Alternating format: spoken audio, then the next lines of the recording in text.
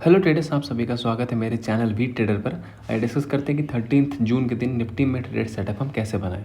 हमने क्या डिस्कशन किया था क्लियर कट, और ये सीखने के लिए बहुत ज़्यादा ज़रूरी है। क्या है ना कि आप अगर चार्ट्स को समझेंगे नहीं ना, मैं एक्चुअली जब आप देखते होंगे, जब मैं डिस्कशन करता हूँ, मैं वो सब लेवल्स पे डिस्कस करता हूँ जो जनरली लोग डिस्कस नहीं करेंगे कि अगर यहाँ पे खुल जाए तो क्या ट्रेड करना है, वहाँ पे खुल जाए तो कैसे ट्रेड करना है। क्योंकि मार्केट की ओपनिंग डिसाइड करती है कि मार्केट को जाना कहाँ है। आपको ध्यान में होगा, आप ज़रूर लास्ट वीडियो को एक बार देखिएगा, पक्का देखिएगा। मैंने क्या कहा था कि मतलब हमने और भी एनालिसिस की थी कि अगर यहाँ खुलता तो अगर इसके ऊपर ऊपर खुले तो हम कॉल लेंगे, अगर इसके फ्लैट खुल के जाएगा तो कॉल लेंगे। लेकिन मैंने एक बात कही थी, आप ध्यान सुनिएगा, कि मैंने कहा कि यहाँ पे जो जोन देखिएगा कि ये सपोर्ट बना था, फिर ये सपोर्ट था, उससे पिछले दिन जो मार्केट गैप डाउन खुली यहीं पे रेजिस्टेंस लिया, देन अगेन यहाँ पे बेस, यहाँ पे आसपास यहाँ बेस बनाया और यहाँ से ऊपर गया। तो अब कभी भी अगर मार्केट 335 मैंने कहा था लेवल, अगर इसके नीचे गया या इसके नीचे ही खुल गया, ये मेरी वर्डिंग थी, अगर इसके नीचे ही खुल गया तो मार्केट गया, कंटिन्यूस गया। और प्रॉब्लम यहाँ पे यही होती है कि रिटेलर की सबसे बड़ी प्रॉब्लम रिटेलर्स के साथ ये है कि वो उल्टा सोचता है। कैसे कि मार्केट इतनी गैप डाउन खुल गई यार, इतनी ज़्यादा, अब तो कॉल ले ले, और यही आरएमडी को मार दे। क्योंकि आप अगर इस लेवल पे ध्यान देंगे ना तो आपके दिमाग में कभी कॉल नहीं आएगा। हमेशा सही पॉजिटिव डायरेक्शन में सोचिए, मतलब कि अगर मार्केट बुल चल रही है तो आप भी बुल के हिसाब से सोचिए, अगर मार्केट बेरिश दिख रही है तो बेरिश के हिसाब से ही सोचिए।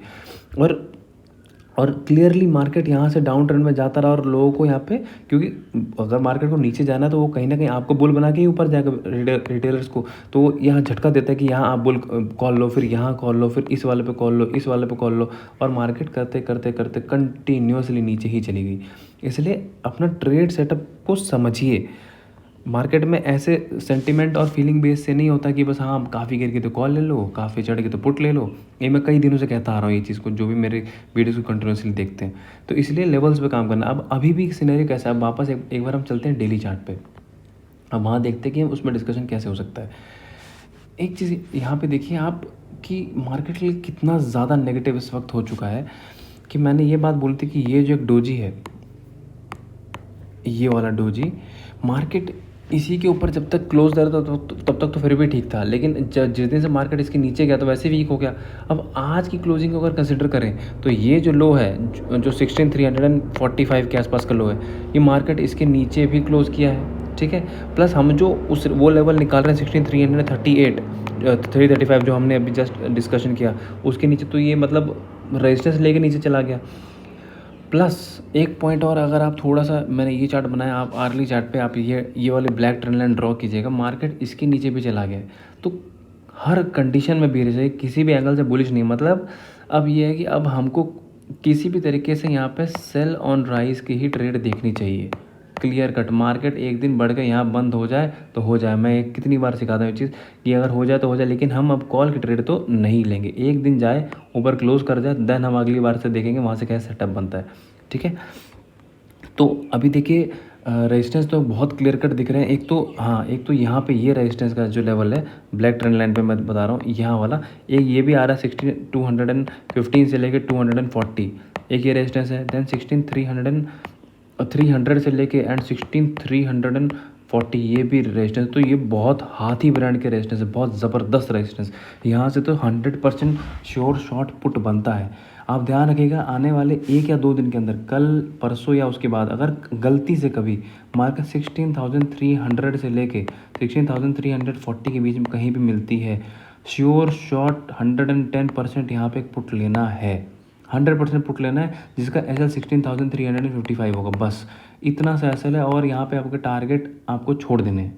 आपको अगर ये कल परसों मिल गया तो फिर को अगले एक्सपायरी के लेके छोड़ देना। अगर ये कटेगा तो 15-20 पॉइंट जो भी है ये कटेंगे, नहीं तो आएंगे तो इसमें कम से कम भी 150 से लेकर 200 पॉइंट में ऑप्शंस की बात कर रहा हूँ, आराम से आएंगे।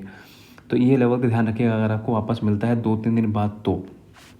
अब देखते हैं इसमें ट्रेड सेटअप को बनाए कैसे। तो हमने रेजिस्टेंस तो निकाल लिया, अब देखते हैं सपोर्ट।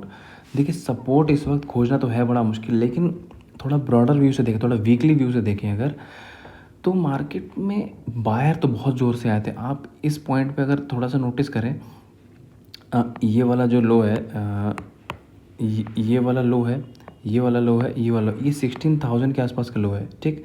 प्लस ये वाली डोजी, ये डोजी बहुत ज़्यादा इंपॉर्टेंट है। ये भी इसके आसपास में मतलब 5990 से लेके एंड 16,000, ये एक लो मतलब एक पॉइंट है जहाँ पे अच्छे खासे बायर आए थे, प्लस ये एक अच्छा सपोर्ट बना हुआ है। तो मार्केट में अभी सपोर्ट है तो बहुत स्ट्रॉन्ग। हाँ, इसके नीचे क्लोज कर गया तो मार्केट फिर तो जा रहा है 14,000 के पास 100%। इसके नीचे जो क्लोजिंग करके तो मार्केट गया, इसलिए यहाँ पर भी ना बाउंस आ सकता है, बाउंस भी शार्प आएगा, लेकिन उस बाउंस के लिए हम ट्रेड नहीं करेंगे। हाँ, बहुत क्रिस्टल क्लियर कट सेटअप कुछ मिल गया तो ट्रेड कर लेंगे, नहीं तो हम किसी भी बाउंस पे उसको सेल करने की कोशिश करेंगे। ये सबसे बेस्ट सेटअप होता है। कभी भी बेरिश मार्केट में ये जो पुल बैक होते हैं उसके लिए ट्रेड नहीं करना चाहिए। अगर मिल गया गलती से तो अच्छी बात है, अगर सेटअप अच्छा बन गया तो, नहीं तो अगर पुल बैक पे जो ये पुट लेते हैं ना, ये चीज़ करनी हमको बहुत ज़रूरी है। ठीक है, तो अब आते हैं 5 मिनट पे। ट्रेडिंग सेटअप बहुत सिंपल है। अगर मार्केट कल फ्लैट खुलती है किसी भी पोजीशन पे, मान लीजिए जैसे अभी आज की क्लोजिंग 6191 के आसपास है, सॉरी 16200 के आसपास है, तो इस पॉइंट से लेके और इस पॉइंट के बीच में अगर कहीं भी खुल गई, खुलते ही पुट उसमें, अब वो 200 पे खुले, 210 पे खुले, 220 पे खुले, इसमें क्लियर कट है कि 250 का ऐसे लगाना है 16,250 एंड पुट ले लेना है। कटेगा तो ये इस प्राइस में 40 पॉइंट कटेगा। और अगर आप हल्की सी क्या बोलते हैं एट द मनी या आउट द मनी पुट लेते हैं बहुत ज़्यादा हो तो 15 पॉइंट कटेगा बस। यहाँ खुलते पुट लेना है। देन हमारा टारगेट, आप ये वाला एक पैरेलल चैनल ड्रॉ कर लीजिएगा, ये आपको ट्रेडिंग में हेल्प करेगा। मैं अभी इसके अकॉर्डिंग कॉलर पुट के लिए नहीं बोल रहे, बट हाँ ये ट्रेडिंग में हेल्प करेगा एटलीस्ट, कि अगर आप यहाँ से पुट लेते हैं तो यहाँ तक तो कम से कम बुक करेंगे, तो आपको ईजी फास्ट 100 पॉइंट यहाँ पे 100-200 पॉइंट आराम से मिल जाएंगे। ठीक है, अगर मार्केट खुलती gap up, clear cut avoid. Gap up का मतलब है कि 16,250 के ऊपर, अगर 16,250 के ऊपर खुल गई, यहाँ थोड़ा ध्यान से देखिएगा। अब इसको सेटअप को ट्रेड कैसे करना है, जैसे सेल ऑन राइज कैसे ट्रेड की जाती है। अगर 16,250 के ऊपर खुल जाती है तो या तो अगर ये ऊपर चलने लग गई तो हम छोड़ देंगे, फिर हम लेंगे 16,300-310 के आसपास पुट, क्लियर कट सिंपल। और नहीं तो अगर वहाँ से खुल के नीचे आती है तो जैसे ही 16,216 के नीचे मार्केट आती है तो वापस हम 16,250 का ऐसे लगाएंगे और अपने टारगेट को देन अगेन हम लेके जाएंगे वही 16,064 तक, 16,100 तक। एक ही सेटअप हो गया। अगर मार्केट गैप डाउन खुलती है, अब गैप डाउन में फिर वही दिक्कत है कि अगर मान लीजिए 16,100 के भी नीचे खुल गई तो फिर वो एक ही झटके में सीधा नीचे आ जाएगी, फिर हमारी ट्रेड हो जाएगा थोड़ा सा मिस।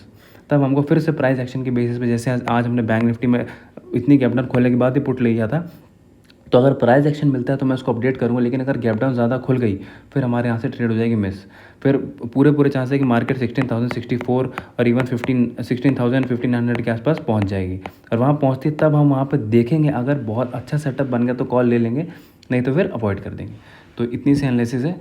और टेलीग्राम का लिंक मैं डिस्क्रिप्शन में दूंगा, आप ज़रूर फॉलो कीजिएगा। यहाँ पे हम चार्ट्स वगैरह सब पोस्ट करते रहते हैं, जैसे आप देख सकते हैं डाउ जोन्स, इवन भी लर्निंग पर्पज़ के डाउ जोन्स भी हमने पोस्ट किया था, जहाँ से मार्केट देखिए 1,000 पॉइंट वहाँ से स्ट्रेट गिर गया। तो इट्स जस्ट कि हम वेट करते हैं। देखिए बैंक निफ्टी में भी हमने बहुत छोटे से एसएल के साथ अच्छा खासा टारगेट यहाँ पे लिया था, और मैंने पूरे इसमें एक भी बार कहीं भी कॉल नहीं दी। क्यों? वही चीज़ है ना, क्योंकि अब मुझे थोड़ा सा एक्सपीरियंस हो गया इस चीज़ को देख के कि कॉल कब लेना है और कॉल कब नहीं लेना है। तो ट्रेंड इसके साथ चलेंगे तो बोलते हैं ना, ट्रेंड इज़ योर फ्रेंड, वही वाली चीज़ है। बाकी अगर एनालिसिस पसंद आती है तो ज़रूर लाइक शेयर एंड सब्सक्राइब पक्का कीजिएगा, एंड कमेंट्स ज़रूर कीजिएगा। Thank you so much.